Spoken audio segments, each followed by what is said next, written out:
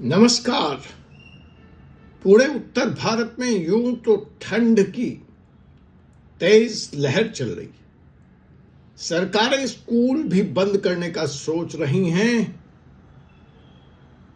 और कोहरे का अंधेरा इतना है कि एक हाथ के आगे देखना भी मुश्किल है। लेकिन दूसरी तरफ देश में लोकतंत्र का तापमान जून जुलाई की गर्मी की सीमा को भी पार कर रहा है और लोकतंत्र पे लगा धुंध भारत के भविष्य पे सवालिया निशान लगा रहा है।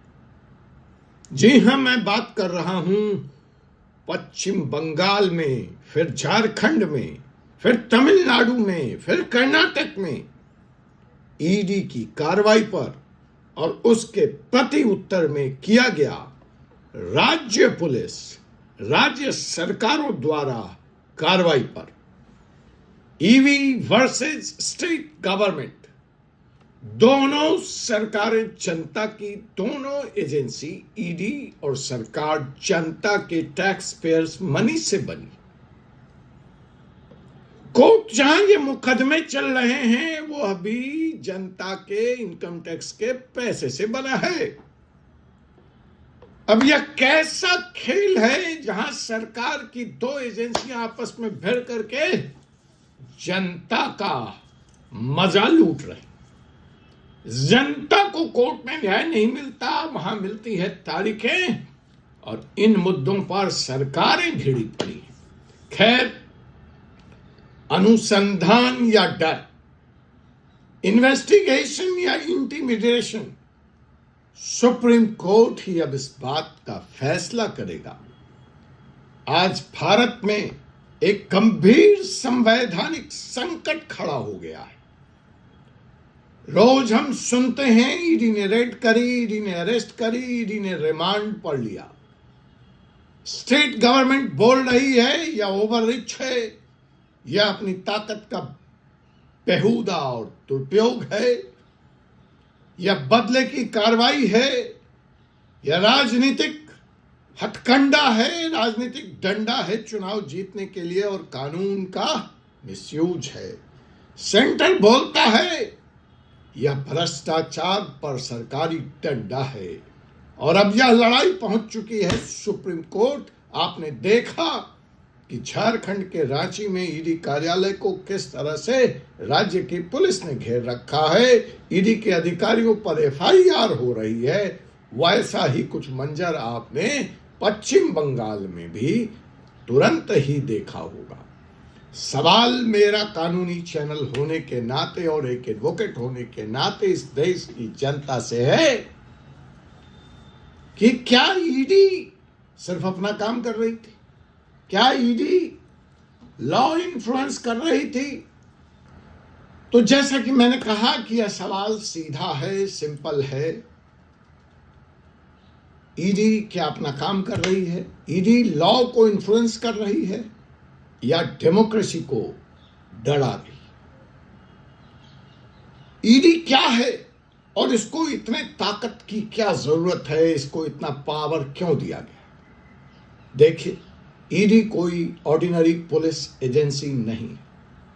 ईडी को पावर मिलता है PMLA, prevention of money laundering act. अब इस कानून में क्या क्या है? पहला, एफआईआर की जरूरत नहीं। दूसरा, ईसीआईआर,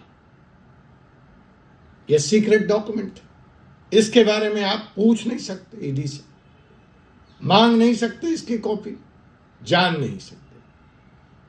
तीसरा, ईडी आपको अरेस्ट कर सकती है बिना चार्जशीट के। और चौथा, बेल नहीं मिलेगा। दो कंडीशंस हैं जो कभी पूरे नहीं होते। ट्रायल भले बरसों चले लेकिन आपको बेल नहीं मिलेगा।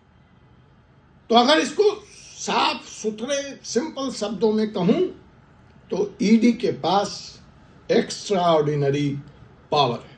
लेकिन एक्स्ट्रा ऑर्डिनरी पावर के साथ आती है extra ordinary accountability.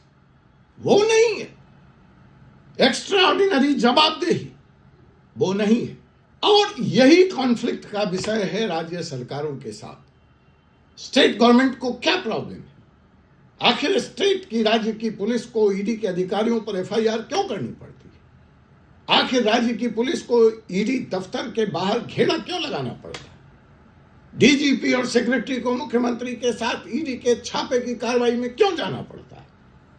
State government कह रही है कि आप करप्शन रोकिए, आप भ्रष्टाचार के खिलाफ कार्रवाई कीजिए, लेकिन यहां तो शक्ति का दुरुपयोग हो रहा है, पावर का मिसयूज हो रहा है। अपोजिशन लीडर पर पहले रेड, फिर अरेस्ट, और यह सारा काम इलेक्शन के टाइम पे होता है, स्टेट पुलिस को बाईपास करके होता है। राज्य में सेंट्रल एजेंसी को डायरेक्ट एंट्री दी जाती है, मिलती है। और यह पैटर्न जब बार बार रिपीट होता है, कभी तमिलनाडु में, कभी कर्नाटक में, कभी झारखंड में और फिर वेस्ट बंगाल में, तो सवाल पॉलिटिकल नहीं रह जाता बल्कि संवैधानिक हो जाता है, कॉन्स्टिट्यूशनल हो जाता है। और यहीं पर संविधान राज्य और केंद्र के बीच में रस्साकसी, constitutional fight between centre and state शुरू हो जाती है। पुलिस और पब्लिक ऑर्डर स्टेट सब्जेक्ट है, क्रिमिनल लॉ दोनों के पास पावर है, कॉन्करेंट लिस्ट में है, मनी लॉन्ड्रिंग एक्सक्लूसिव सेंटर का सब्जेक्ट है। पर सेंटर का मतलब क्या यह है कि स्टेट को साइडलाइन कर दीजिए? सेंटर का मतलब क्या यह है कि फेडरलिज्म जो मूल है भारत के संविधान का, उसको दरकिनार कर दिया जाए? फेडरलिज्म कॉन्स्टिट्यूशन का बेसिक स्ट्रक्चर है। तो इस लड़ाई में अब आती है सुप्रीम कोर्ट। सुप्रीम कोर्ट और पीएमएलए आइए करते हैं एक रियलिटी चेक, डालते हैं एक थर्मामीटर और समझते हैं कौन सही है कौन गलत। तो सुप्रीम कोर्ट ने विजय मदन लाल चौधरी केस में बड़ा लैंडमार्क केस है पीएमएलए का, कानून को तो कॉन्स्टिट्यूशनल मान लिया, मनी लॉन्ड्रिंग एक्ट को कहा यह कॉन्स्टिट्यूशनल है, लेकिन कोर्ट ने यह भी माना कि इसका मिसयूज एक कंसर्न है, एक अलग मुद्दा है। लॉ संवैधानिक हो सकता है, law it can be constitutional, पर लॉ का यूज भी तो अनकॉन्स्टिट्यूशनल हो सकता है। अब यहां पर आकर सवाल जो उठता है, बेल, अरेस्ट और प्रोसेस ही जब पनिशमेंट बन जाए, अर्थात एक्यूज्ड करार दिए जाने से पहले, दोषी करार दिए जाने से पहले, अपराधी करार दिए जाने से पहले ही आप सजा भुगत लें। इंडियन क्रिमिनल ज्यूरिस्प्रूडेंस का बेसिक रूल है, bail is the rule, jail is the exception. जमानत अधिकार है, जेल अपवाद है। बट पीएमएलए केस में ऐसा नहीं है, यहां एकदम उल्टा हो चुका है कि bail is the rule, sorry, jail is the rule and bail is the exception. आपको जेल में जाना ही पड़े, बेल भूल जाइए। और यह भी तब जब ट्रायल में लगते हैं सालों साल और जेल मिलती है पहले, और इस तरह से प्रोसेस ही पनिशमेंट बन जाता है इस कानून। अब आप कहेंगे कि वकील साहब ये बड़े बड़े मामले हैं, राज्य सरकार और केंद्र के बीच का मामला है और इसमें पार्टियां भी इन्वॉल्व हैं, अलग अलग विचारधाराएं हैं या राजनीति है, हमें क्या लेना देना इससे? बहुत सही सवाल पूछा आपको क्या लेना देना? जो कॉमन जनता है, जो कॉमन सिटीजन है, वो क्यों डरे इन घटनाओं से, इन कार्रवाइयों से? वो क्यों देखे ये वीडियो? तो साहब, आपको इसलिए सोचना है, आपको इसलिए जगना है, आपको इसलिए डरना है कि आज भले रडार पर, आज भले इसके अटैकिंग जोन में पॉलिटिशियन है, कल बिजनेसमैन होगा, परसों प्रोफेशनल होगा, और फिर एक दिन बारी आएगी आपकी। सुना है ना, जब वो रोम के लिए आए तो हम रोमन नहीं थे, जब वो यहूदियों के लिए आए तो हम यहूदी नहीं थे, इसलिए हम नहीं लड़े। जब वो किसी और कौम के लिए आए तो हम फिर भी नहीं लड़े, क्योंकि हम उस कौम के नहीं थे। लेकिन जब वो मेरे लिए आए तो हम अकेले खड़े थे। तो जनाब, आज पॉलिटिशियन, कल बिजनेसमैन, परसों प्रोफेशनल, और एक दिन बारी जब आपकी आएगी तो आप अकेले खड़े होंगे। जब किसी एजेंसी को पूछने वाला कोई नहीं हो तो वह एजेंसी लॉ के ऊपर हो जाती है। लोकतंत्र एक दिन में नहीं खत्म होता, रोज थोड़ा थोड़ा करके मरता है, रोज थोड़ा थोड़ा करके खत्म होता है। अब यहां पर आ जाती है सुप्रीम कोर्ट। तो क्या सुप्रीम कोर्ट एक लकीर खींच सकता है, एक लाइन ड्रॉ कर सकता है कि power okay but accountability also has to be super okay? क्या सुप्रीम कोर्ट ये कह सकता है कि कानून कॉन्स्टिट्यूशनल है, आपने कहा ठीक है, लेकिन उस पर ब्रेक कैसे लगेगा, उसके अनकॉन्स्टिट्यूशनल यूज पे ब्रेक कैसे लगेगा, कानून के दायरे में रहकर काम कैसे होगा, और कानून का दुरुपयोग होने पर दोषी अधिकारियों को सजा कैसे मिलेगी? मेरी समझ से मैं कानून में डाइल्यूशन की या उसको कमजोर बनाने की बात नहीं कर रहा, वो सॉल्यूशन नहीं है। ईडी को संवैधानिक बनाना होगा, ईडी को ही कॉन्स्टिट्यूशनल बनाना सॉल्यूशन है, क्योंकि एक्चुअल में वीडियो लंबा हो जाएगा। यह कानून इसके लिए नहीं बना था, ये कानून भारत की अंतर्राष्ट्रीय बिरादरी की कमिटमेंट है। This is under international protocol. Money laundering is not a national law, it's an international problem. दुनिया के बड़े बड़े देश मनी लॉन्ड्रिंग की समस्या से दो चार हो रहे हैं। यह कानून बना था टेररिस्ट फंड को रोकने के लिए, यह कानून बना था ड्रग्स से आने वाले पैसे को रोकने के लिए। तो इसलिए इस कानून में तब्दीली या इसका डाइल्यूशन की बात मैं बिल्कुल नहीं कर रहा, मैं इस कानून को संवैधानिक बनाए जाने की बात कर रहा हूं।